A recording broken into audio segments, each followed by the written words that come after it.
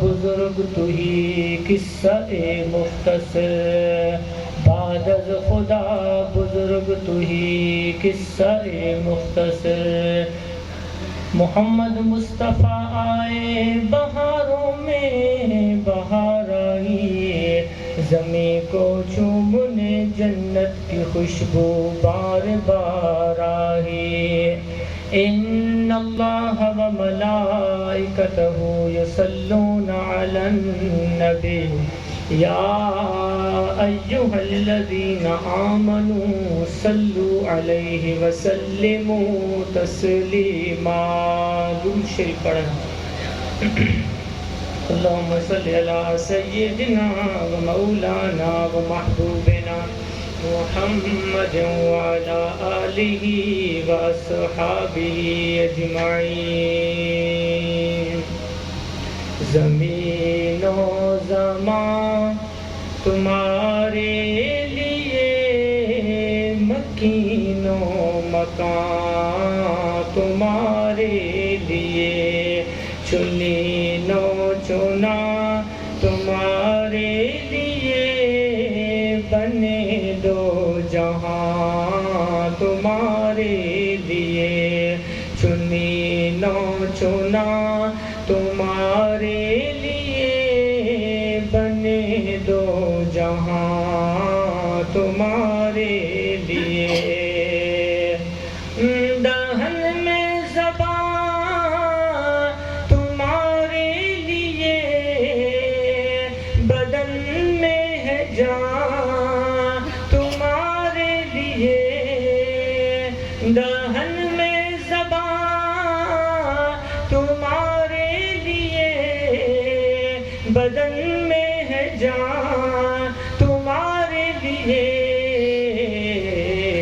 ہم آئے یہاں تمہارے لیے، اٹھے بھی وہاں تمہارے لیے. آقا ہم آئے یہاں تمہارے لیے، اٹھے بھی وہاں تمہارے لیے. اور تمہاری چمک تمہاری دمک تمہاری جھلک تمہاری مہک، تمہاری چمک تمہاری دمک تمہاری جھلک تمہاری مہک. زمین و فلک سما کو سمک میں سکہ نشان تمہارے لیے. زمین و فلک سما کو سمک میں سکہ نشان تمہارے لیے. صحابہ کرم روانہ کیے کہ آب نعم زمانہ پیے. صحابہ کرم روانہ کیے کہ آب نعم زمانہ پیے. جو رکھتے تھے ہم وہ چاک سیے، یہ سطرے بداں تمہارے لیے. جو رکھتے تھے ہم وہ چاک سیے، یہ سطرے بداں تمہارے لیے. زمین و زمان تمہارے لیے، مکین و مکان تمہارے لیے، چنین و چنا تمہارے لیے، بنے دو جہاں تمہارے لیے. درود شریف. اللہم صلی علی.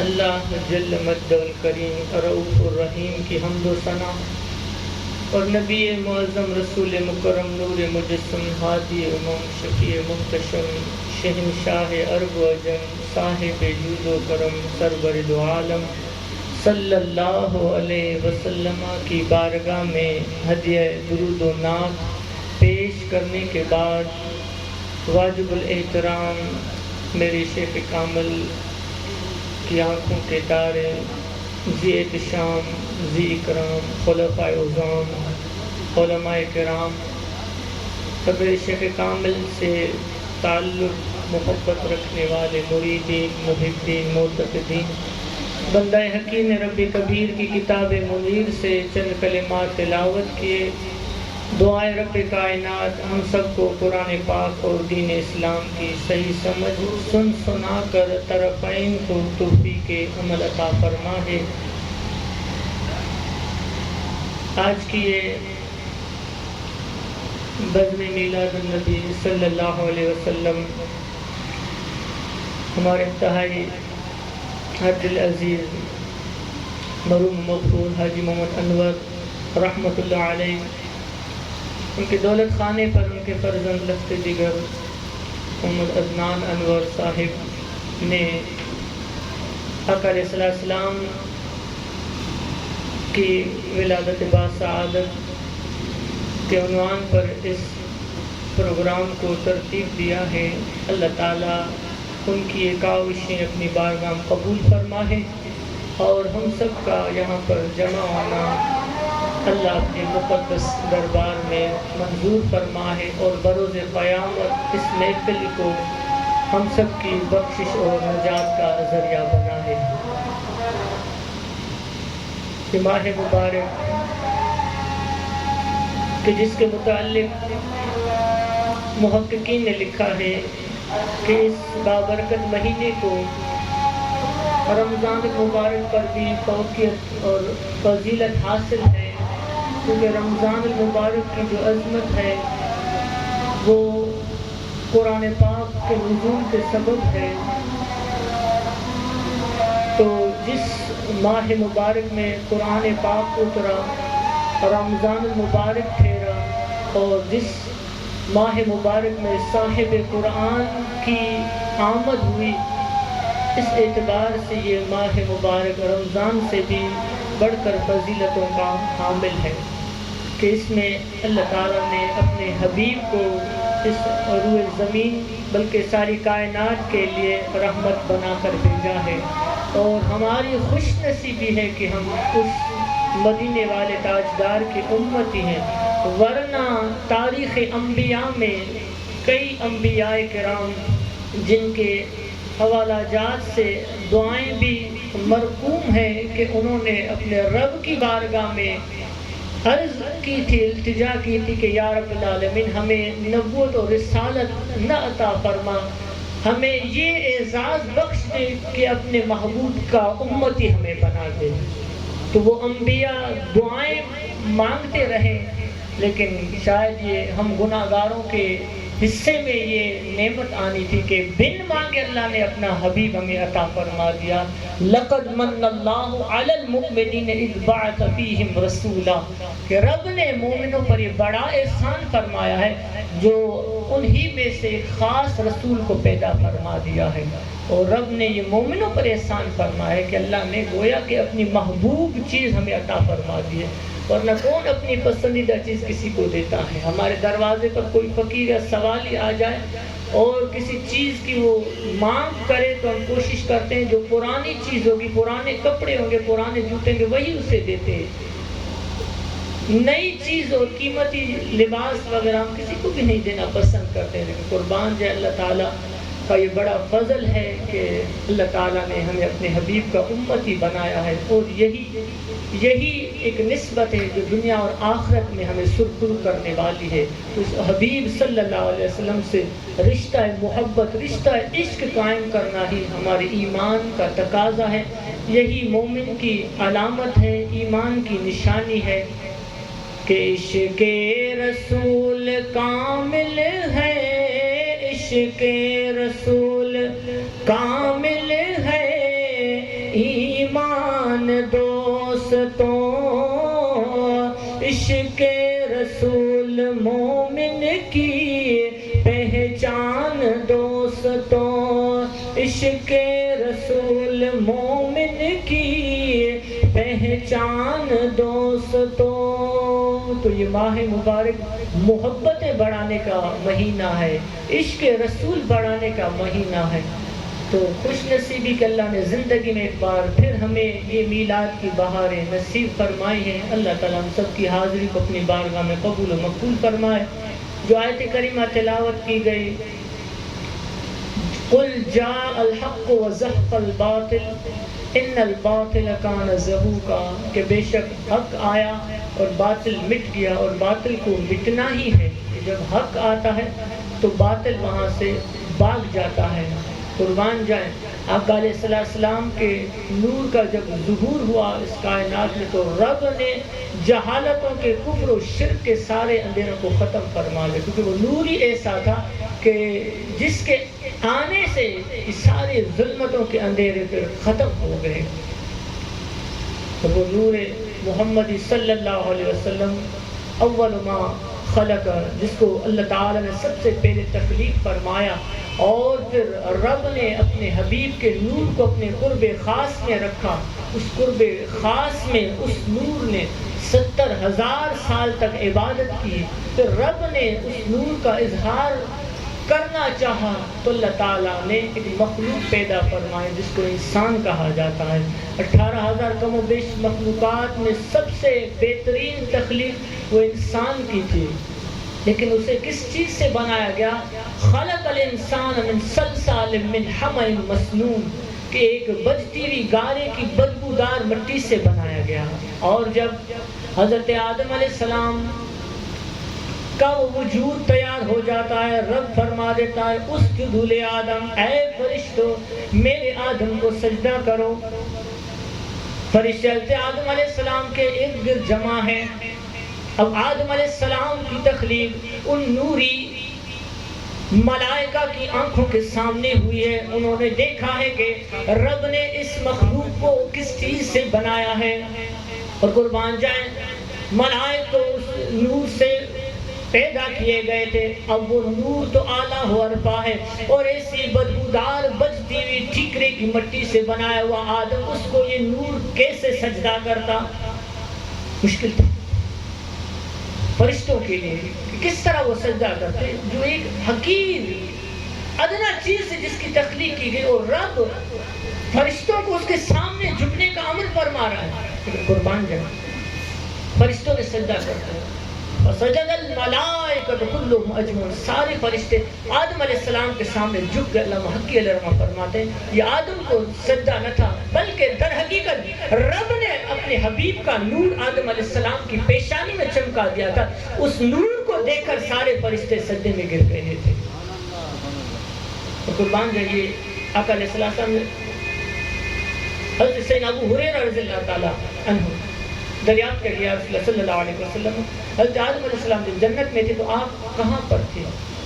تو آقا علیہ السلام نے فرمایا کہ جب حضرت آدم علیہ السلام جنت میں تھے تو میں حضرت آدم علیہ السلام کی پشت میں تھا، اور آدم علیہ السلام جب زمین پر اتارے گئے تو اس وقت بھی میں آدم علیہ السلام کی پشت میں تھا، اور پھر نوح علیہ السلام جب اپنے اس سفینہ میں تھے، اپنے اس بحری جہاز میں تھے، اس وقت میں حضرت نوح علیہ السلام کی پشت میں تھا۔ خدا کا علیہ السلام نے فرمایا تو یہ نور پاک پشتوں سے ہوتا ہوا، حضرت آدم علیہ السلام، حضرت شیس علیہ السلام سے، نوح علیہ السلام سے پاک پشتوں سے ہوتا ہوا ہے۔ آقا علیہ السلام نے خود فرمایا کہ میرے آباء و اجداد میں جس کے وجود میں میرا نور رہا ہے وہ ساری پاکیزہ طیب اور طاہر پشتیں تھیں، اور یہ پھر نور چلتا ہوا ہے۔ اس دوران جب بخت نصر، اس کی مختلف قرتیں ہیں، 4 بادشاہ گزرے ہیں جنہوں نے روئے زمین پر حکومت کی ہے۔ 2 ان میں سے ایمان والے تھے اور 2 کافر تھے۔ ایمان والوں میں ایک حضرت سیدنا سلیمان علیہ السلام ہے، اور دوسرے سکندر ذوالقرنین ہے جن کا ذکر 16 پارے میں سورہ کہف میں آتا ہے۔ اور جو کافر تھے ان میں ایک نمرود ہے اور دوسرا بخت نصر ہے۔ بخت نصر نے اپنے اس دور میں خواب دیکھا، رات کو خواب دیکھتا ہے، صبح جب بیدار ہوا وہ خواب بھی بھول جاتا ہے۔ اتنا اسے پتا ہے کہ میں نے ایک بھیانک خواب دیکھا ہے، ایک عجیب و غریب خواب دیکھا ہے، لیکن جو ہی وہ بیدار ہوا ہے خواب اسے یاد نہیں آ رہا ہے کہ کیا خواب ہے۔ بڑا پریشان ہے، فکر مند ہے، اس خواب نے اس کی نیندیں خراب کر دی ہے۔ اپنی رعایا کو، وزراء کو، مشیروں کو، معبرین کو جمع کیا ہے کہ کل رات، گزشتہ رات میں نے خواب دیکھا ہے، لیکن جب میں بیدار ہوا ہوں وہ خواب مجھے ذہن میں نہیں آ رہا ہے کہ خواب کیا تھا، لہٰذا مجھے 3 دن کے اندر وہ خواب اور اس کی خواب کی تعبیر مطلوب ہے۔ مجھے خواب بھی بتا دو اور اس کی تعبیر بھی مجھے چاہیے۔ اب وہ سارے حیران ہو گئے، صرف اگر خواب کہتے تو تعبیر معبرین کر دکھاتے، لیکن خواب کا ہی پتہ نہیں ہے۔ اب سارے پریشان ہیں، فکر مند ہے کہ خواب ہوتا تو تعبیر کی جاتی ہے۔ بادشاہ کہتا ہے کہ میرا خواب بھی مجھے بتایا جائے پھر اس کی تعبیر کی جائے۔ اب سارے پریشان ہیں۔ تو قربان جب اس زمانے میں اللہ کے پیغمبر حضرت سیدنا دانیال علیہ السلام ان تک یہ جب بات پہنچی ہے، کہا کہ میرا سلام بادشاہ سے کہہ دو، میں ان سے ملنا چاہتا ہوں، میں ان کو خواب بھی بتاؤں گا، اس کی تعبیر بھی بتاؤں گا۔ تو وزیر تھا، اس نے کہا کہ بھئی تمہیں پتہ نہیں بادشاہ کے سامنے اگر تم نے خواب بیان نہ کیا یا تعبیر بیان نہ کی تو تیرا کیا حشر ہو سکتا ہے؟ کہا کہ ہاں وہ تو مجھے پتا ہے، لیکن میرا رب ہے، جب ضرورت ہوتی ہے وہ مجھے علم عطا فرما دیتا ہے۔ جب میرا رب مجھے چاہتا ہے مجھے غیب کا علم عطا فرما دیتا ہے، تو مجھے اپنے رب پر بڑا یقین ہے، مجھے لے چلے۔ حضرت دانیال علیہ السلام جب بخت نصر کے دربار میں حاضر ہوئے، طریقہ حاضری یہ تھا کہ جو بھی آتا تھا بخت نصر کے سامنے وہ سجدہ کر کے پھر وہ دربار میں کھڑا ہو جاتا تھا۔ قربان جائے اللہ کے پیغمبر حضرت دانیال علیہ السلام وہ جب آئے تو انہوں نے یہ عمل نہیں کیا، بخت نصر نے اس کو نوٹ کر لیا، لیکن اس وقت کچھ نہ کہا۔ جب دربار ختم ہو گیا تخلیہ کے بعد، بخت نصر نے حضرت دانیال علیہ السلام کو بلایا کہ تو جب حاضر ہوا تھا تو تو نے وہ حاضری کے جو آداب تھے ان کا لحاظ نہیں کیا، کیا وجہ ہے، کون ہے تو؟ حضرت دانیال علیہ السلام فرمان لگے کہ میرا ایک رب ہے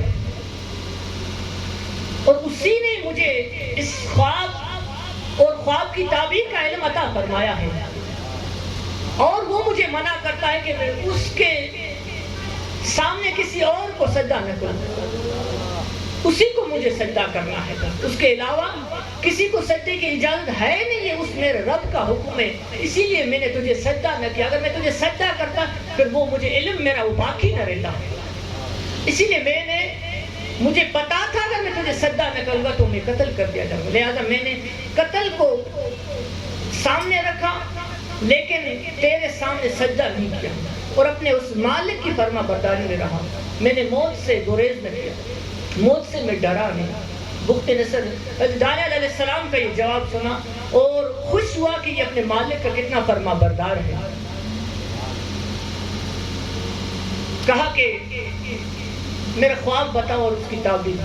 حضرت دانیال علیہ السلام فرمانے لگے رب نے انہیں خوابوں کا علم عطا فرمایا تھا، خوابوں کی تعبیر بھی جانتے تھے۔ آج بھی عملیات کی کتاب آپ اٹھا کر دیکھیں گے تو حضرت دانیال علیہ السلام کے بہت سارے اقوال ہیں، خوابوں کی تعبیر کے حوالے سے، فعال کے حوالے سے بھی۔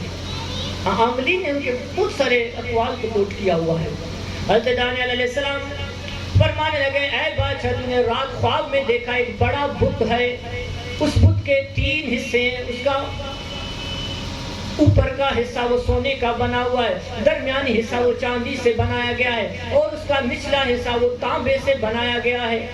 اے بادشاہ تو نے اس بڑے سے بت کو دیکھا ہے، اچانک آسمان سے ایک پتھر گرتا ہے اور پتھر اس بت کے اوپر گرتا ہے، پتھر کے لگتے ہی وہ بت ٹکڑے ٹکڑے ریزہ ریزہ ہو جاتا ہے، اور پھر وہ پتھر اس قدر بڑا ہوتا جاتا ہے، اس قدر وہ پھیلتا جاتا ہے، یہاں تک کہ اس پتھر کے علاوہ اور روئے زمین پر کوئی چیز نظر نہیں آنے لگتی ہے۔ اے بادشاہ تو نے یہ خواب دیکھا، کہا کہ اس کی تعبیر، کہا کہ اس کی تعبیر بڑی آسان ہے کہ یہ جو بت ہے یہ باطل مذاہبوں کا ایک نقشہ ہے، سونے چاندی اور تانبے سے مراد یہ وہ باطل مذاہب ہیں، اور جو پتھر آ کر ان کے اوپر گرا تھا وہ ایک سچا دین ہے، وہ دین اسلام ہے کہ جب دین اسلام آئے گا تو باطل سارے مذاہب ٹکڑے ٹکڑے ہو کر ریزہ ریزہ ہو کر ختم ہو جائیں گے۔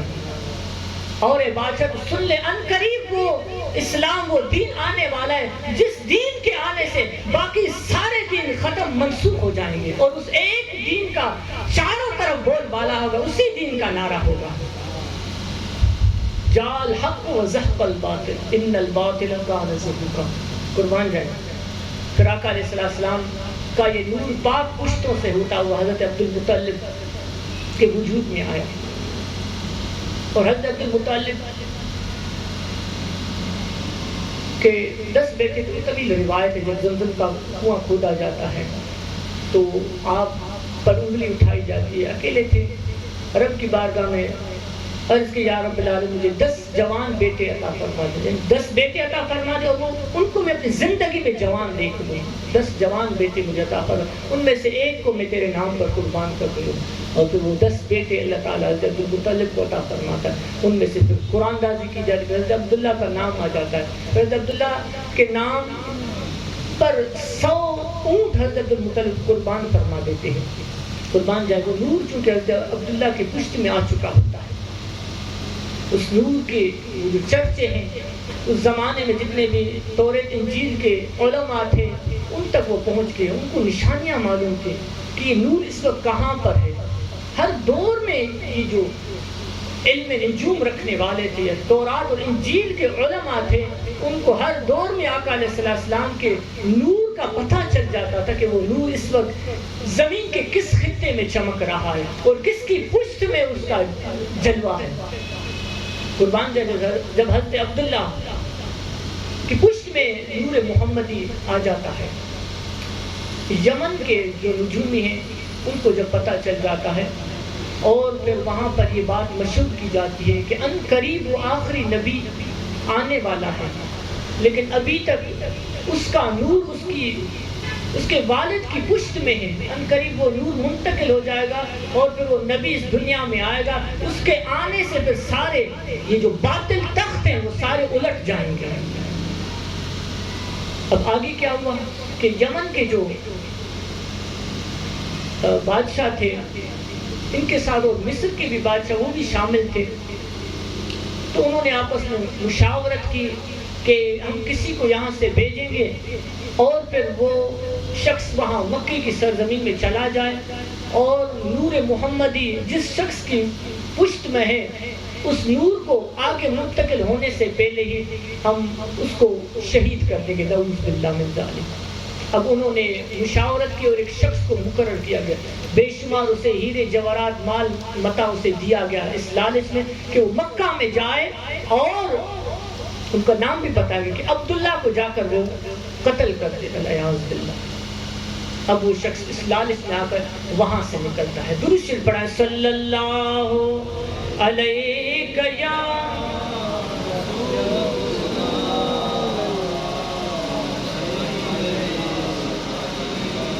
چلتے چلتے وہ ان کا قاصد مکہ المکرمہ کی سرزمین میں پہنچتا ہے، مکے کی بازار میں وہ گھوم پھر رہا ہے۔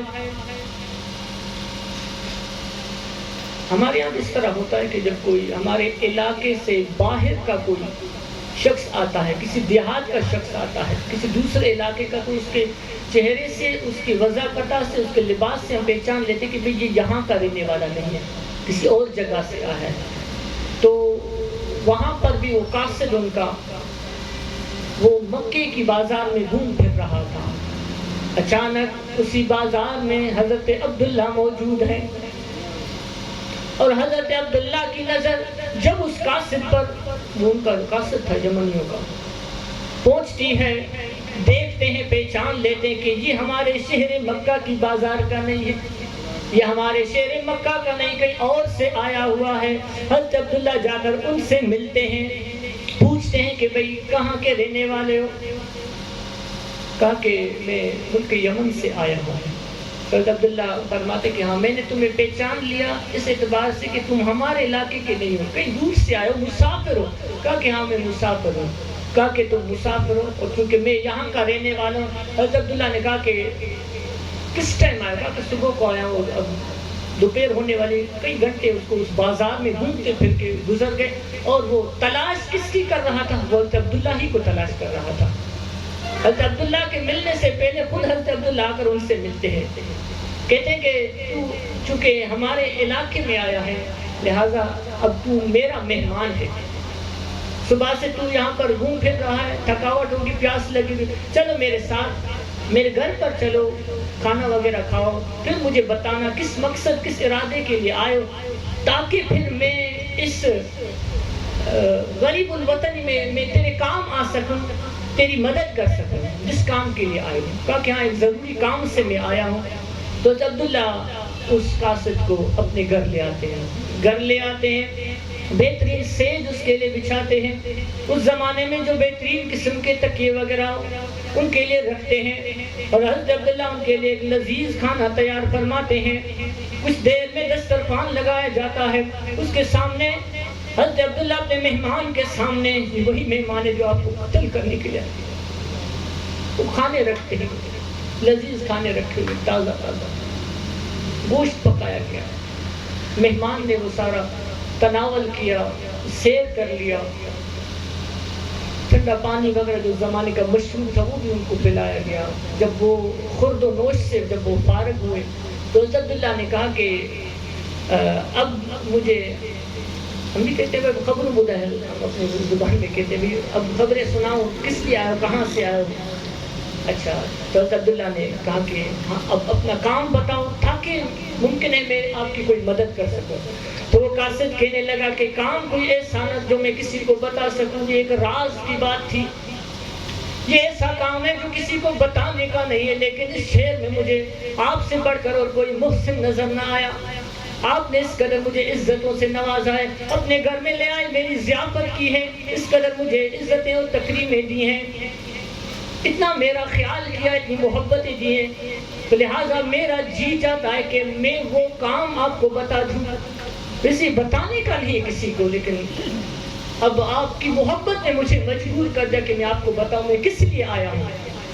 تو وہ قاصد کہنے لگا کہ دراصل میں یمن سے بھیجا گیا قاصد ہوں، اور مجھے یہاں پر ایک شخص جس کا نام عبداللہ ہے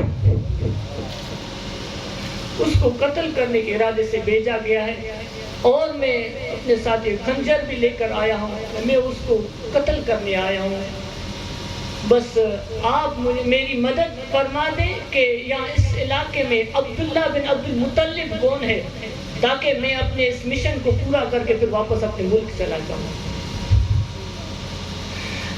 حضرت عبداللہ رضی اللہ عنہ جب سنا تو فرمایا کہ آپ ہمارے مہمان ہو، اور ہم مہمانوں کو کبھی خالی ہاتھ نہیں لوٹاتے، مہمانوں کی جو بھی آرزو تمنا ہوتی ہے ہم اس کو پورا کر دیتے، اور یہ کہہ کر حضرت عبداللہ نے اپنی گردن اس کے سامنے رکھ دی اور کہا کہ میں ہی عبداللہ ہوں، میری گردن پر خنجر وار کر دوں، کہا کہ میں ہی عبداللہ ہوں۔ یہ دیکھ کر وہ زاروں کو کہا کہ ہم نے مہمانوں کو آج تک کبھی اپنے گھر سے اپنے در سے خالی نہیں لوٹایا ہے، جو تیرا مقصد ہے، جس تمنا میں آرزو میں آیا ہے، اور جس کام کے عوض میں اتنا سارا مال متاع ملا ہے، اپنی تمنا کو پورا کرے، اپنا سر جھکا لیا، تاکہ میں ہی وہ عبداللہ ہوں جس کو تو کرے۔ نعرہ تکبیر، نعرہ رسالت، نعرہ حیدری، وہ ہکا بکا رہ گیا، اس کی زبان گونگ ہو گئی، اس کے ہاتھ کانپنے لگے، زاروں کو وہ رونے لگا کہ تو عبداللہ صبح سے شام تک میں بازار میں پھرتا رہا، کسی نے مجھے سلام تک نہیں کیا، اور تو نے مجھے عزتیں دی، اتنی محبتیں دی، اپنے گھر لے آیا، یہ نوازشیں کی، یہ مہمان نوازیاں کی۔ تو وہ کہنے لگا کہ تو سچا ہے، اور تیرے وجود سے قریب اللہ کا آخری نبی آنے والا ہے، تو سچا ہے۔ قدموں میں گر جاتا ہے، زاروں کا تر ہوتے ہیں، حضرت عبداللہ کو اسے دلاسے دیتے ہیں، اور پھر حضرت عبداللہ کو اس کو اپنے جس طرح عربوں کا دستور تھا اس حساب سے اپنے مہمان کو پھر روانہ کر دیتے ہیں۔ یہ تھا عبداللہ، آقا علیہ السلام کا نور تھا ان کے وجود میں، لیکن یہ نور کی برکتیں، ورنہ ہر ایک کا کام نہیں، یہ اخلاق یہ کہاں ہے آج بھی؟ وہ نور محمدی، وہ محبت رسول صلی اللہ علیہ وسلم، وہ آج اس کا نور ہمارے دلوں میں نہیں رہا، تبھی تو ہمارے اخلاق و کردار کن پستیوں میں جا کر پہنچ گئے. وہ معزز تھے زمانے میں مسلمان، اور آج ہمارا کیا ہو کر کے برحال وہ نور پھر آقا علیہ السلام کے والد محترم فطرت آمنہ رضی اللہ تعالی عنہ کے وطن اقدس میں آ جاتا ہے. پھر وہ جس سہانی گھڑی چمکا طیبہ کا چاند، اس دل افروز ساتھ پہ لاکھوں سلام، جس کے آنے سے سارا جہاں سج گیا، ان کی اعلیٰ ولادت پہ لاکھوں سلام. جب آقا علیہ السلام اپنی والدہ ماجدہ کے وطن اطہر سے جب باہر اس ظاہر دنیا میں تشریف فرما ہوتے، تو پھر آسمان کے بھی فرشتے یہ سحر گاتے ہیں کہ آمنہ بی بی کے گلشن میں آئی ہے تازہ بہار، آمنہ بی بی کے گلشن میں آئی ہے تازہ بہار. پڑھتے ہیں صلی اللہ وسلم، پڑھتے ہیں صلی اللہ وسلم آج در دیوان نبی جی. اللہ اللہ اللہ لا الہ الا ہو، اللہ اللہ اللہ اللہ اللہ. 12 ربیع الاول کے دن آیا وہ در یتیم، 12 ربیع الاول کے دن آیا وہ در یتیم.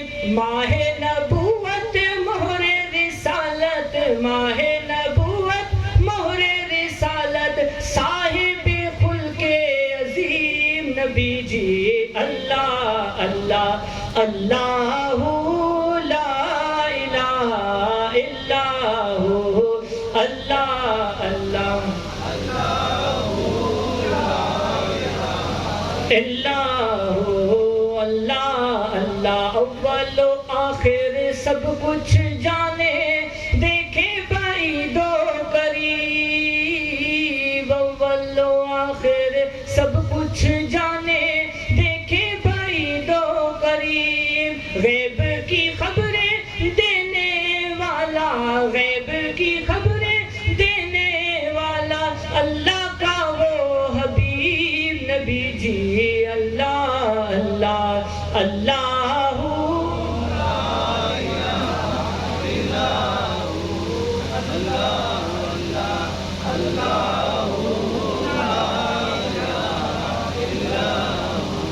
آقا علیہ السلام کے ظہور ولادت کے وقت شمار معجزات رونما ہوئے تھے. ان سے قطع نظر کرتے ہوئے پھر جب عربوں کا یہ دستور تھا کہ جب بچے پیدا ہوتے تھے تو پھر دیہات کی جو دائیاں تھی وہ آ کر جو رؤساء تھے، جو امراء تھے، ان کے وہ بچے لے جاتے تھے اپنے گاؤں میں، دیہاتوں میں، اور شہری بچے وہیں پر بھیجے جاتے تاکہ ان کی اس بہترین پاکیزہ آب و ہوا میں پرورش نشو نما ہوتی رہے، انہیں تازہ خوراک ملتی رہے، اور ان کو وہاں کی جو بہترین زبان ہے، فصیح زبان ہے، اس سے بھی وہ روشناس ہوتے رہے. اسی لیے اہل عرب اپنے بچوں کو دیہاتوں کی طرف بھیجا کرتے تھے، اور دیہاتی جو دائیاں تھی وہ آ کر رؤساء عمراء کے بچے اکثر لے جا تاکہ ان سے بہترین معاوضہ پا سکیں. تو جب آقا علیہ السلام کی ولادت باسعادت ہوئی ہے، ساتھ ہی رب نے اس وقت جتنی بھی حاملہ عورت تھی ان کو بھی رب کائنات نے اپنے حبیب کے صدقے نرینہ اولاد عطا فرمائی ہے. تو دیہاتی جو دائیاں تھی وہ چلتی چلتی شہر مکہ میں پہنچی ہیں، اور جو رؤساء عمراء کے جو بیٹے تھے وہ اپنے ساتھ وہ لے چلی ہیں. اسی دوران بنی سعد کی ایک دائی حضرت بی بی حلیمہ صاحب اپنی کمزور سی سواری پر چلتی چلتی آ رہی ہے. ابھی تک وہ مکے میں نہ پہنچی ہیں کہ ساری دائیاں وہ اپنے اپنے بچے ہاتھ کیے واپس لوٹ رہی ہیں اور کہہ رہی ہیں اے حلیمہ کہاں جا، ہم تو سارے رئیسوں عمراء کے وہ بچے لے آئے، اب تو کوئی بچہ باقی نہ ہوگا، تو کہاں جا رہی؟ کہا کہ یہاں تک آئی تو میں بھی کوشش کروں، ٹرائی کر لوں، کوئی بچہ مل جائے.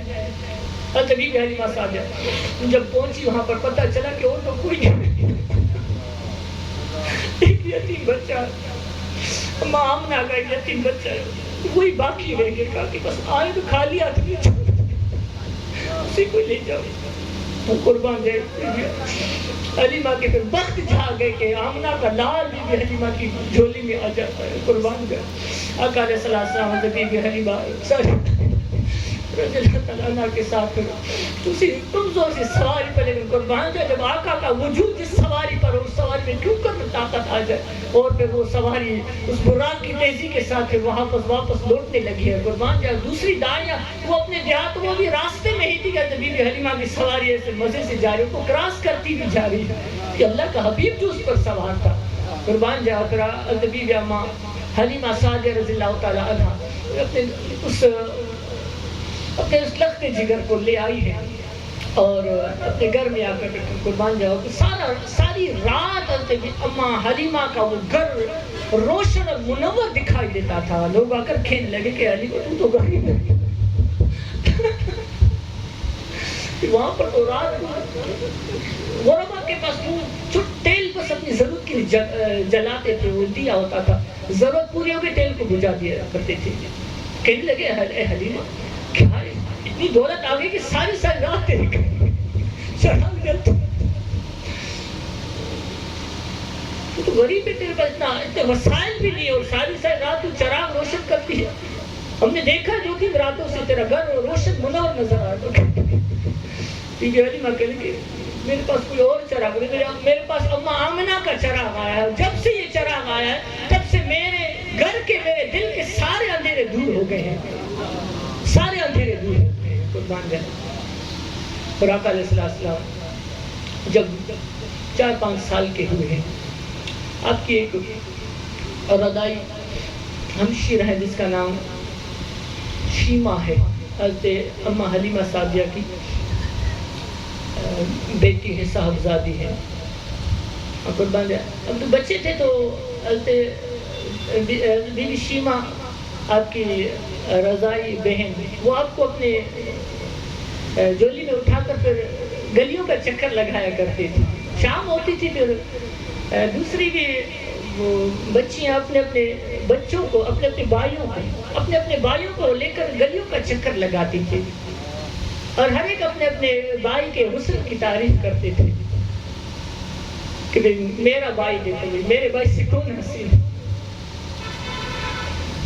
اپنے اپنے بھائیوں کو لے کر نکلتی تھی۔ جس ہمارے بھی محلے معاشرے میں ہوتا ہے اس طرح، اکثر بچیاں اپنے اپنے چھوٹے بھائیوں کو اپنی جولی میں اٹھا کر پھر وہ باہر نکلتی تھی، چکر لگاتی تھی، قربان جائے۔ وہ اس طرح وہ شام ہوتی تھی پھر محلے کی بچیاں اپنے اپنے بھائیوں کو لے کر نکلتی،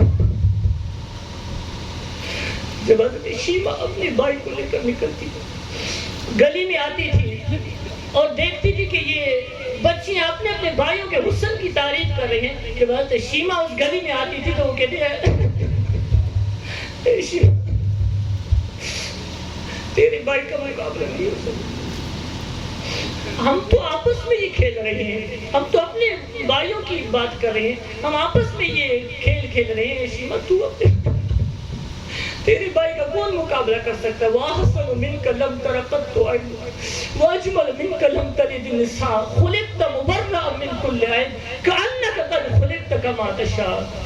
حضرت حسان ابن ثابت رضی اللہ عنہ کو تو رب نے بے عیب پیدا فرمایا ہے، اور حسان کی آنکھ نے تیرے جیسا حسین دیکھا ہی نہیں ہے، حسن چند بدن شاشانی ہے، متھے چمکے لاٹ نورانی ہے، کالی زلف تے اکھ مستانی ہے، مخمور اکھی ہند مند دریا۔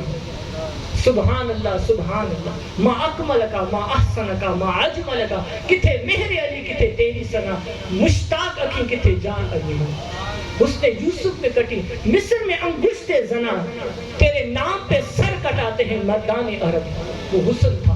علامہ شاہ عبد الحق محدث دہلوی فرماتے کہ اللہ نے اپنے حبیب کو ہزاروں پردوں میں چھپا رکھا ہے۔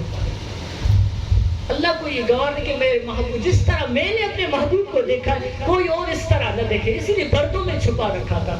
اگر ایک بھی پردہ اٹھ جاتا نا تو لاکھوں زمانے میں دنیا میں لاکھوں دور بن جاتے ہیں، جب ایک بھی پردہ اٹھتا تو کہ اس غیرت خداوندی نے اپنے حبیب صلی اللہ علیہ وسلم کو پردوں میں چھپا رکھا ہے. بہتر یہی ہے کہ وہ پردے میں روپوش رہے. یہ بہتر ہے کہ وہ پردے میں روپوش رہے. وہ جو پردہ اٹھا دے پھر کسے ہوش رہے. وہ جو پردہ اٹھا دے تو پھر کسے ہوش رہے. تو میں عرض کر رہا تھا 4 سال 5 سال کی عمر ہے حضرت آقا علیہ السلام کی. تو حضرت بی بی شیمہ آپ کی رضائی بہن وہ جب بکریاں چرانے جاتی تو ایک دن آقا علیہ السلام کو بھی اپنے ساتھ لے گئے. حضرت بی بی حلیمہ سعدیہ بے خبری میں ڈھونڈتی رہی کہ کہاں گیا میرا لال کہاں گیا. ڈھونڈتے جو وہاں دیکھا تو حضرت بی بی شیمہ کو اپنی بیٹی کو ڈانٹنے لگے حضرت بی بی حلیمہ کہ لگی کہ تو میرے محمد کو یہاں لے آئی ہے اس گرمی میں تو اسے گھر کے باہر جانے نہیں دیتے تو اسے یہاں لے آئی ہے. تو حضرت بی بی شیمہ کہنے لگے امی جان میں اپنے بھائی کو یہاں لے آئی ہوں. جب سے میرا بھائی گھر سے نکلا ہے تو اس گرمی کی تپش تو اسے لگتی ہی نہیں ہے. میں کیا دیکھتی ہوں کہ ہم جب باہر نکلے ہیں گھر سے تو ایک بادل سا آ کر میرے بھائی کے اوپر اس نے چھاؤں کر دی ہے سایہ کر دیا. جہاں جہاں میرا بھائی جاتا ہے یہ سایہ یہ بادل اس کے اوپر ہوتا ہی رہتا ہے. اس کو تو دھوپ لگتی ہی نہیں ہے. تو قربان جائے آپ کا ایک رضائی بھائی تھا جس کا نام عبداللہ تھا. وہ بکریاں چرانے وہ جاتے تھے وہ رات وہیں پر رہتے تھے. تو آقا علیہ السلام نے بھی ایک دن چھوٹے ہیں اپنی امی جان سے خواہش کی کہ امی جان مجھے بھی اجازت میں بھی اپنے بھائیوں کے ساتھ جاؤں اور بکریاں چرانے کا میں بھی لطف اٹھاؤں. تو بی بی حلیمہ سعدیہ نے پہلے تو انکار کیا کہ آقا علیہ السلام نے اصرار کیا تو پھر اجازت دے دی. آقا علیہ السلام اپنے رضائی بھائی حضرت عبداللہ کے ساتھ بکریاں چرانے نکل گئے. اب جو ہی حضرت عبداللہ آقا علیہ السلام بھی ان کے ساتھ ہیں بکریاں چرانے. جب اس چراگاہ میں پہنچتے ہیں کیا دیکھتے ہیں کہ جنگلی جو جانور ہیں وہ اپنے بلوں سے نکل آئے ہیں پہاڑوں کی چوٹیوں پر کھڑے ہیں اور آقا علیہ السلام کو دور دور سے وہ دیکھ رہے ہیں. حضرت عبداللہ پریشان ہو گئے. آپ کے بھائی عبداللہ پریشان ہو گئے کہ یہ تو جانور یہ درندے یہ خونخوار جانور یہ تو کبھی باہر آتے ہی نہیں ہیں. آج یہ سارے اپنے بلوں سے گھروں سے باہر آ گئے ہیں اور پہاڑوں پر اس طرح وہ کبھی ظاہر ہوتے نہیں ہیں. عبداللہ ڈر جاتے ہیں اور آقا علیہ السلام کو لے کر واپس چلے آتے ہیں اور آ کر امی جان سے عرض کرتے ہیں امی جان آج کے بعد میں اپنے بھائی محمد کو نہیں لے جاؤں گا صلی اللہ علیہ وسلم کیونکہ جب سے میں ان کو لے جاتا ہوں تو جنگل کے وہ درندے وہ اپنے گھروں سے نکل آتے ہیں اور پہاڑوں پر سارا دن کھڑے ہوتے ہیں اور ہماری طرف دیکھتے رہتے ہیں. میرے بھائی محمد کی طرف دیکھتے رہتے ہیں صلی اللہ علیہ وسلم. مجھے خوف ہے یہ اندیشہ ہے کہیں میرے بھائی محمد کو وہ نقصان نہ پہنچا دے صلی اللہ علیہ وسلم. اور پھر اماں حلیمہ سعدیہ نے آقا علیہ السلام کو روک دیا کہ اے محمد آج کے بعد تو نہیں جائے گا اپنے بھائی کے ساتھ بکریاں چرانے صلی اللہ علیہ وسلم. اس کے بعد عبداللہ پھر اکیلے بکریاں چرانے جاتے تھے اور ان کی اتفاق کیا ہوا کہ جس بکری کا دودھ اماں حلیمہ سعدیہ آقا علیہ السلام کو پلایا کرتی تھی اتفاق سے وہی بکری وہ جو درندے تھے وہ جنگلی جانور اس بکری کو لے جاتے ہیں منہ ڈال کر اس بکری کو لے جاتے ہیں. عبداللہ آ کر شکایت کرتے ہیں کہتے ہیں امی جان وہ بکری جس سے میرے بھائی کو اب دودھ پلاتی تھی وہ بکری تو وہ جنگلی جانور لے گئے اپنے ساتھ. تو پھر آقا علیہ السلام کو جب پتہ چلا چھوٹے بھی تو 4-5 سال کی عمر ہے تو آقا علیہ السلام کہا امی جان مجھے اجازت دے دیں میں اپنی بکری لے آؤں گا میں اپنی بکری لے آؤں گا. اجازت نہیں دی. کچھ دن گزر جاتے ہیں اصرار کے بعد اجازت مل جاتی ہے. آقا علیہ السلام پھر اپنے رضائی بھائی عبداللہ کے ساتھ اسی چراگاہ میں پہنچے. جو ہی پہنچتے ہیں تو جنگلی جانور وہ سارے کے سارے اپنے گھروں سے نکل آتے ہیں. آقا علیہ السلام ان سے مخاطب ہوتے ہیں کہ اے جنگلی جانور میری بکری کہاں ہے؟ 3-4 دن ہوئے ہیں تم نے میری بکری چرا لیے اٹھائیے میری بکری میرے سامنے لے آؤ میری بکری مجھے واپس کر دو. وہ جنگلی جانور آقا علیہ السلام کی وہ بکری ان کی جنگلی جانور کے ان کا ناشتہ ایک وقت کا قربان جائے آقا علیہ السلام کی بکری 3-4 دنوں سے سلامت تھی، وہ زندہ صحیح سلامت آقا علیہ السلام قدموں میں پیش کر دی ان جانوروں نے. تو آقا علیہ السلام ان سے گفتگو کی جانوروں سے، معصوم سے بچے تھے، چھوٹے تھے بھی تک، کہ کیا وجہ ہے تم نے میری بکری کو کیوں لے گئے تھے؟ اللہ تعالیٰ نے ان جانوروں کو زبان دی ہے. وہ اس زبان حال سے آقا علیہ السلام سے عرض کرنے لگے کہ اے اللہ کے حبیب، جب سے آپ یہاں آئے آپ کو ایک نظر ہم نے دیکھا ہے، اس کے بعد ہمارا دل ہمارا جی کہیں اور لگتا نہیں ہے. جانوروں کو بھی دیکھو کیسے محبت آقا علیہ السلام. پڑھا بے زبانوں نے کلمہ تمہارا، پڑھا بے زبانوں نے کلمہ تمہارا، ہے سنگو شجر میں بھی چرچا تمہارا، ہے سنگو شجر میں بھی چرچا تمہارا. وہ جانور کہنے لگے کہ آپ پھر اس دن کے بعد ظاہر نہیں ہوئے ہیں، آپ کی جدائی میں ہم سے برداشت نہ ہو سکا، ہمارے پاس اور کوئی رستہ نہ تھا، لہٰذا ہم نے آپ کی بکری کو اغوا کر لیا تاکہ آپ اپنی بکری چرانے کے لیے آ جائیں. اور جب سے آپ موجود نہیں ہیں، آپ کو نہیں دیکھتے تو ہمیں آرام نہیں آتا ہے. جانور کی محبت، آپ کو نہیں دیکھتے ہمیں کھانا بھی اچھا نہیں لگتا ہے. مور نہ پانی تم وڑے تھو ایک پل نہ کو آرام وڑے تھو، ایک پل نہ کو آرام وڑے تھو، صبح وڑے نہ کی شام وڑے تھو، صبح وڑے نہ کی شام وڑے تھو، گرتی مکھے گاریو، گرتی مکھے گاریو، سونا محبت تجھی ماریو. اے اللہ کے حبیب، جب آپ کو نہیں دیکھتے ہمیں نیند بھی نہیں آتی ہے. رات بھی ہمیں محبت نتی مکھے نند اچے محبوبہ نتی، نند اچے محبوبہ نتی، جاگا ماں بھی خلق ستی، جاگا ماں بھی خلق ستی، نیڑا کڑی مونڈے ناریو، نیڑا کڑی مونڈے ناریو، سونا محبت تجھی ماریو. آخری بات پہ چلے درود شریف پڑھا صلی اللہ علیہ.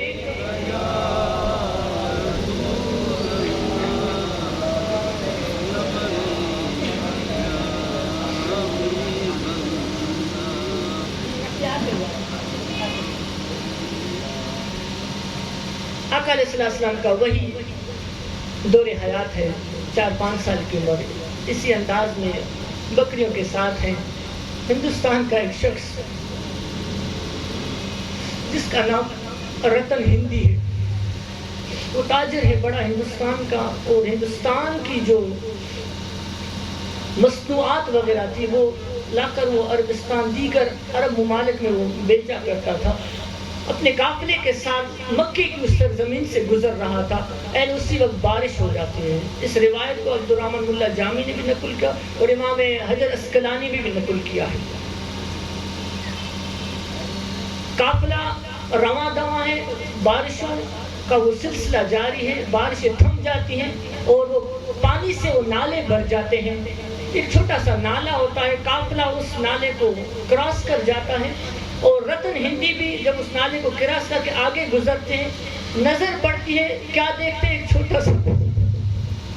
چھوٹا سا بچہ ہے جس کی بکریاں تو نالا کراس کر گئی ہیں، لیکن وہ اس کے کنارے کھڑا ہے، اس نالے کے کنارے کھڑا ہے، اور اس کے لیے وہ نالا پار کرنا ذرا مشکل ہو رہا ہے. اب وہ ادھر ادھر دیکھ رہا ہے کہ کس طرح اس نالے کو میں عبور کروں، پار کروں. تو رتن ہندی وہ خود بیان کرتے ہیں کہ پھر میں آگے بڑھا اس ارادے سے کہ میں اس بچے کو یہ نہر پار کرا دوں. رتن ہندی آگے بڑھتے ہیں اور حسن جمال کے پے کر اس معصوم سے سونی صورت والے بچے کو اپنے کندھے پر اٹھا کر وہ نہر جب پار کراتے ہیں، وہ جب بچہ جانے لگتا ہے تو رتن ہندی کہتے اس بچے نے مجھے 6 دفعہ دعائیں دی ہیں، ایک ہی دعا 6 مرتبہ دی ہے. اور رتن ہندی کہتے کیونکہ میں عجمی تھا اور عربی زبان مجھے آتی نہیں تھی، لیکن لیکن یہ میرے سمجھ میں آیا کہ اس نے مجھے عمر دراز کی دعا دی ہے کہ اللہ تیری عمر کو دراز کر دے. 6 مرتبہ یہ کلمات اس کی زبان سے، وہ میٹھی زبان سے نکلے تو زندگی بھر میرے کانوں میں وہ رس گھولتے رہے ہیں. کبھی میں نہیں بھولا ان الفاظوں کو. رتن ہندی کہتے پھر ایک میں چلا گیا اسی قافلے میں، زمانہ گزر گیا، 55 سال کم و بیش گزر گئے. رتن ہندی کہتا ہے میں ایک دن ہندوستان میں اپنے گھر کی چھت پر سو رہا تھا، اچانک کیا دیکھتا ہوں کہ آسمان پر یہ 14ویں کا جو چاند ہے وہ 2 ٹکڑے ہو گیا ہے. ایک ٹکڑا مشرق کی طرف، دوسرا ٹکڑا مغرب کی طرف. اس کا پس منظر کچھ اس طرح تھا کہ آقا علیہ السلام مکہ المکرمہ میں دشمنان اسلام کی ان شدتوں کا مقابلہ فرما رہے تھے. ابو جہل، عتبہ، شیبہ، جتنے بھی وہ رؤسا تھے وہ سب پلاننگ کر رہے تھے کس طرح مسلمانوں کے اس قائد کو رنج میں رکھا جائے، تکلیف دی جائے. تو آقا علیہ السلام فصیح اللسان، قرآن کی جو زبان، جب یہ قرآن اترتا تھا تو اس کا کون مقابلہ کرتا ہوں. زمانے کے شعراء بھی وہ بھی ہار گئے تھے، انہوں نے بھی اپنے ہتھیار پھینک دیے. ابو جہل نے آقا علیہ السلام کے ساتھ اس فصیح اللسانی کے مقابلے کے لیے یمن سے حبیب نام کا ایک شخص بلایا اور کہا کہ حبیب یمنی کو بلایا کہ آؤ اور اس محمد سے تو مقابلہ کر صلی اللہ علیہ وسلم، اور اس کو شکست دے تو میں تمہیں اتنا انعام دوں گا. جب حبیب یمنی ابو جہل سے آ کر ملے، یمن سے مکہ المکرمہ پہنچے ہیں، ابو جہل نے آقا علیہ السلام کو کہا کہ فلاں دن فلاں جگہ پہ آ جانا، میں نے ایک بندہ بلایا ہے جو تیرا مقابلہ کرے گا، تیری اس شاعری کا نعوذ باللہ مقابلہ کرے گا. آقا علیہ السلام اس معینہ وقت و مقام پر پہنچ جاتے ہیں. ابو جہل حبیب یمنی کے ساتھ بیٹھا ہوا ہے. ابو جہل نے دور سے آقا علیہ السلام کو آتے دیکھا ہے، کہا کہ اے حبیب یہ جو آ رہا ہے یہی محمد ہے صلی اللہ علیہ وسلم. یہ جب آگے آئے تو اس کے لیے اٹھنا نہیں، تعظیم کے لیے کھڑے مت ہونا. واقعی نہیں کھڑا ہو گیا. قربان جائے آقا علیہ السلام جو ہی قریب آئے وہ بے اختیار حبیب یمنی کھڑا ہو گیا. اب ابو جہل اس کو دیکھ رہا ہے، بے اختیار کھڑا ہو. قربان جائے آقا علیہ السلام کے وہ نبوت والے اس چہرے، ان روشن دار آنکھوں کو، آقا علیہ السلام کے چہرے کی اس مسکان، یہ دیکھ کر حبیب یمنی دیوانہ ہو گیا. اور ابو جہل کو پشت دکھانے لگا اور تسلیم کرنے لگا کہ یہ سچا نبی ہے. اس حبیب یمنی نے ہی آقا علیہ السلام سے معجزہ طلب کیا تھا، کہا کہ اگر آپ اللہ کے سچے نبی ہیں تو مجھے اس چاند کو 2 ٹکڑے کر کے دکھائیں. اور پھر قربان جائے آقا علیہ السلام نے انگلی کا اشارہ فرمایا تھا، اشارے سے چاند چیر دیا، چھپے ہوئے خور کو پھیر دیا. اشارے سے چاند چیر دیا، چھپے ہوئے خور کو پھیر دیا. گئے ہوئے دن کو اثر کیا، یہ تاب و تواں تمہارے لیے. گئے ہوئے دن کو اثر کیا، یہ تاب و تواں تمہارے لیے. زمین و زمان تمہارے لیے، مکین و مکان تمہارے لیے. القصہ مختصر. تو رتن ہندی نے دیکھا کہ آسمان کا چاند 2 ٹکڑے ہوا ہے اور کچھ ہی دیر میں وہ 2 ٹکڑے آپس میں مل گئے اور وہ چاند دوبارہ سلامت ہو گیا، جڑ گیا. رتن ہندی صبح لوگوں سے معلوم کرنے لگا، پوچھنے لگا کہ اے لوگوں کیا تم نے دیکھا ہے کہ رات آسمان کا یہ چاند 2 ٹکڑے ہوا تھا؟ تو کسی نے دیکھا، کسی نے نہیں دیکھا، لیکن حقیقت سے کوئی بھی آشنا نہ تھا. ہندوستان کی سرزمین میں بھی پھر عرب کے مقابلے آیا کرتے. وہ عرب کی جو مصنوعات تھی وہ لا کر ہندوستان میں وہ بیچا کرتے تھے. پھر ہندوستان کی وہ جو سکھڑی ہے وہ لے جا کر اپنے عربستان میں وہ بیچتے تھے. عرب کے وہ تاجر جب ہندوستان پہنچے, رتن ہندی ان عرب کے تاجروں سے ملا ہے اور ان سے پوچھنے لگا ہے. کئی دن اس دوران گزر گئے. روزانہ وہ پوچھتا رہا کہ بھئی اس کی حقیقت سے تم باخبر ہو کہ نہیں کہ چاند 2 ٹکڑے ہو گیا اور جڑ گیا. عرب کے تاجروں سے جب یہ پوچھا کہ تم نے وہ چاند فلاں دن فلاں تاریخ رات کو 2 ٹکڑے ہوتے ہوئے دیکھا کہ نہیں دیکھا, قربان جائیں عرب والے کہنے لگے ہم نے اس چاند کو 2 ٹکڑے ہوتے ہوئے بھی دیکھا اور جس نے 2 ٹکڑے کیے اس کو بھی ہم نے دیکھا ہوا ہے, ہم دونوں کو جانتے ہیں. تاکہ وہ کون ہے؟ کہا کہ مکے کی سرزمین میں عبداللہ کا لخت جگر محمد صلی اللہ علیہ وسلم, اس نے نبوت کا اعلان کیا ہے. یہ اسی نبی کا معجزہ تھا جو اس نے دکھایا تھا. کہا کہ دل میں شوق پیدا ہوا, حبیبی شوق پیدا ہوا. کہا کہ جا کر اس سے ملوں گا اور وہ سچا نبی ہوگا تو اس پر ایمان لے آؤں گا. رتن ہندی نے تیاریاں کر لی. اچھا اس دوران یہ روایت میں آتا ہے کہ تیاری کرتے کرتے اس دوران کئی وقت گزر, کئی سال گزر گئے. اب جب رتن ہندی نے سفر کا ارادہ کر مکہ جو ہی پہنچی تو مکے والے نے کہا کہ کچھ ہی عرصہ ہوا ہے وہ اللہ کا نبی مکہ چھوڑ کر مدینہ چلا گیا ہے, لہٰذا اس کعبۃ اللہ کی سرزمین کو تم نے چھوڑنا ہوگا. اگر اس سے ملاقات کا ارادہ ہے تو جاؤ مدینہ المنورہ, اب کعبے کو چھوڑو. آجیو آؤ شہنشاہ کا روزہ دیکھو, آجیو آؤ شہنشاہ کا روزہ دیکھو. کعبہ تو دیکھ چکے, کعبے کا کعبہ دیکھو, آجیو آؤ شہنشاہ کا روزہ دیکھو. حبیبی رتن ہندی پھر وہاں سے مکہ المکرمہ سے پھر مدینہ المنورہ چلے آتے اور پوچھتے پوچھتے آقا علیہ السلام کے اس شہر مدینہ پہنچتے ہیں. معلوم کرتے ہیں کہ وہ نبی کہاں ملے گا. بتایا گیا کہ وہ مسجد نبوی میں ملے گا. رتن ہندی جو ہی مسجد نبی پہنچتے ہیں تو کیا دیکھتے ہیں, قربان جائیں آقا علیہ السلام اپنے صحابہ کرام کے ساتھ بیٹھے ہوئے ہیں. وہ رتن ہندی آ کر آقا علیہ السلام سے ملتا ہے, دست بوسی کرتا ہے اور عرض کرتا ہے کہ محمد صلی اللہ علیہ وسلم میں چاند کا معجزہ اپنے ملک میں دیکھ کر یہاں آیا ہوں اور آپ پر ایمان لانے کا میرا ارادہ ہے. اب میں چاہتا ہوں کہ آپ بھی مجھے کوئی معجزہ دکھا دیں تاکہ میں آپ کی اس نبوت رسالت کی تصدیق کروں, آپ کا کلمہ پڑھ کر میں بھی اس مذہب حق میں داخل ہو جاؤں. تو آقا علیہ السلام مسکرائے, کہا کہ اے رتن تو مجھے جانتا ہے کہ میں کون ہوں؟ کہا کہ پہلے نہیں دیکھا ہوا ہے.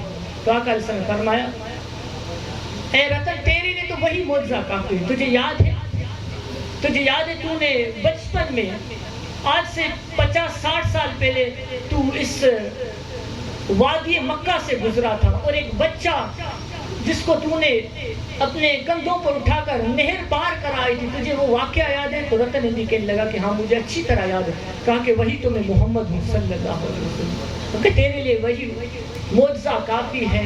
اور تجھے اس بچے نے یعنی میں نے اس عمر میں 6 مرتبہ جو زندگی طوال کی جو دعا دی تھی, طویل عمری کی جو تمہیں دعا دی تھی, اللہ نے اس دعا کو قبول فرما لیا ہے اور اللہ تعالیٰ نے ان 6 دعاؤں کے بدلے میں تمہیں 600 سال عمر عطا فرما دی ہے. 600 سال کی زندگی رتن ہندی. 8ویں صدی میں پھر اس کو پھر دیکھا گیا ہے. اس رتن ہندی کو آپ سرچ کر کے دیکھیں گے, یوٹیوب پر سرچ کر کے دیکھیں گے, روایتیں موجود ہیں, اگرچہ اختلاف بھی ہیں لیکن یہ بھی روایتیں موجود ہیں. تو رتن ہندی 8ویں صدی میں قاضی فرید الدین نام ہے جس کا ذہن سے نام نکل رہا ہے, وہ جا کر ان سے ملتے ہیں. یہ روایت انہیں سے پھر وہ منقول ہوتی ہے. وہاں پر جا کر اسے دیکھا جاتا ہے, اسے ملاقات کی, وہ کہتا ہے میں صحابی ہوں. کیونکہ تو کیسے صحابی ہو سکتا ہے, تیرا تو صحابہ کی لسٹ میں نام نہیں ہے, تیرا تو ذکر کوئی نہیں کرتا ہے. پھر رتن ہندی نے پھر اس 8ویں صدی میں پھر اپنی وہ زندگی کی ساری داستان سنا دی جو آج بھی کتابوں میں رقم ہے. قربان جائے. تو یہ آقا علیہ السلام کہ بچپن کے تذکرے، ولادت کے تذکرے، یہی تو میلاد ہیں، یہی ہمارے ایمان کی غذائیں ہیں. یہ آقا علیہ السلام کا ذکر رسول جب تک زبان پر نہیں ہے، دل پر نہیں ہے، تب تک روح کو کہاں آرام ہے. ایمان کی بہار آقا علیہ السلام کے ذکر سے، اسی محبت سے قربان جائیں. یہ جو ساری برکتیں ہمیں مل رہی ہیں، یہ سارا جو فیض ہمیں مل رہا ہے، یہ اس شیخ کامل کی نسبت کا ہی تصدق ہے. ہم دیکھیں، بہت سارے دیکھیں جو آقا علیہ السلام کا ذکر کرتے ہیں، الحمدللہ ثواب، باعث اجر و ثواب ہے، لیکن وہ روح میں اترنا، اس ذکر مصطفیٰ کا قلوب کو سیراب کرنا، اس ذکر مصطفیٰ کا روح کو بہاریں بخشنا، یہ نسبت کے بغیر ممکن ہی نہیں ہے. تو ہم تو الحمدللہ اس کامل پیر کے ماننے والے ہیں، اس کامل مرشد سے ہماری وابستگیاں ہیں، ان سے تار جو جڑا ہوا ہے، اسی لیے یہ بہاریں مل رہی ہیں، اسی لیے ذکر مصطفیٰ میں بھی ہمیں لطف آتا ہے. جو تو پیر بے حد لٹھا ملک میں تو مٹھا، پیر موئیں جو مگر یا ربی چیز آ، چین صوبن میں نس تو گمی رہنما، سندھ جو ہی سائیں سرکار بھی چیز آ، پیر بے حد لٹھا. چنڈ بھی حسن میں تو کہ یوسف چیو، سوہ میں ہر ستارو مرید تھی ویو. ہے چنڈ بھی حسن میں تو کہ یوسف چیو، سوہ میں ہر ستارو مرید تھی ویو. زیب وارا منن پاڑ منہ کھے چون، زیب وارا منن پاڑ منہ کھے چون، تنجے دل ربا جو سینگار بھی چیز آ، پیر بے حد ڈٹھا. جن جو درشن خدا وند جو شوق دے، عشق جے جام جو ذائقو ذوق دے. ہے جن جو درشن خدا وند جو شوق دے، عشق جے جام جو ذائقو ذوق دے. کھیر آن کھنڈ آ، کھنڈ آن کھیر آ، پوئے بھی اکسیر آ، کھنڈ آن کھیر آ، پوئے بھی اکسیر آ. چھوت ایہا ذائقے دار بھی چیز آ، چین صوبن میں دس تو گمی رہنما، سندھ جو ہی سائیں سرکار بھی چیز آ، پیر بے حد ڈٹھا. جزاک اللہ.